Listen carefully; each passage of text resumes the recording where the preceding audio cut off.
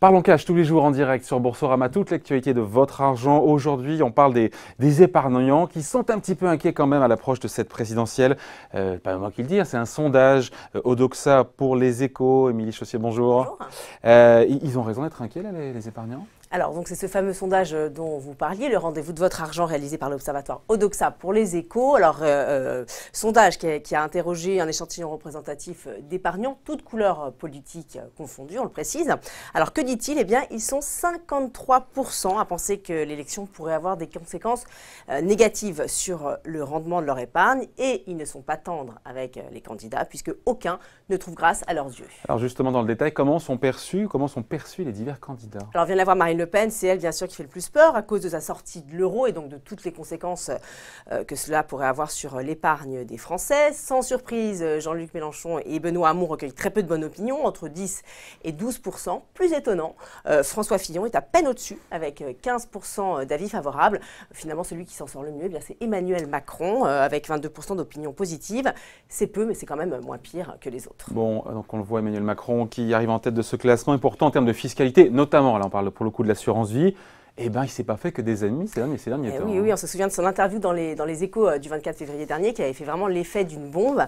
Alors pourquoi? Ce jour-là, il annonce que s'il est élu, il supprimera purement et simplement l'avantage fiscal de l'assurance vie, une révolution, c'est clair, dans le monde des épargnants, puisqu'on rappelle que l'assurance vie, c'est le placement vedette utilisé par quelques 17 millions de Français pour un montant de 1600 milliards d'euros, soit quand même le poids de l'économie italienne. On rappelle à quoi correspond cet avantage fiscal et en quoi est-ce qu'il veut révolutionner le système? Oui, alors petit rappel, si vous êtes détenteur d'un contrat d'assurance vie aujourd'hui, eh bien pendant les 8 premières années, vos gains vont être certes fortement taxés, ça peut aller jusqu'à 50% les 4 premières années, mais ensuite, 8 ans après, eh bien, ce taux d'imposition, il redescend à 23%, prélèvements sociaux inclus, bien sûr. Alors, avec Emmanuel Macron, s'il est élu, ça devrait changer.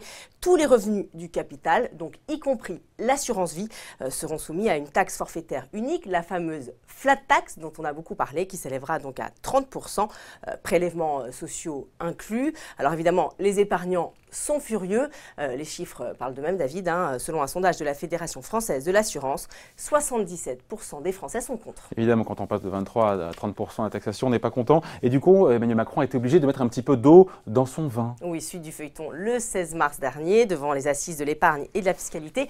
Emmanuel Macron précise 3 choses. 1, cette flat tax de 30% ne sera pas rétroactive, elle ne concernera que les nouveaux versements. 2, elle ne s'appliquera que pour les contrats dont l'encours est supérieur à 150 000 euros par personne. On le voit bien en creux, ce petit coup de barre à gauche d'Emmanuel Macron qui souhaite alourdir donc la fiscalité. Mais plus aisée, évidemment. Plus aisée, voilà. Oui. Et 3e point, même si la flat tax s'applique à votre contrat d'assurance vie, eh bien vous aurez toujours la possibilité d'opter pour le barème de l'impôt sur le revenu si ce dernier est plus avantageux. Évidemment, s'il est inférieur. Vous l'avez dit, Émilie, le plafond est fixé à 150 000 euros par personne. C'est par personne, c'est pas par contrat. Ouais. Évidemment, on le précise parce qu'il y aura toujours des petits malins qui auront envie de passer entre les gouttes et qui pourraient se dire on va répartir son patrimoine en ayant plusieurs contrats de 150 000 euros chacun. On referme la parenthèse.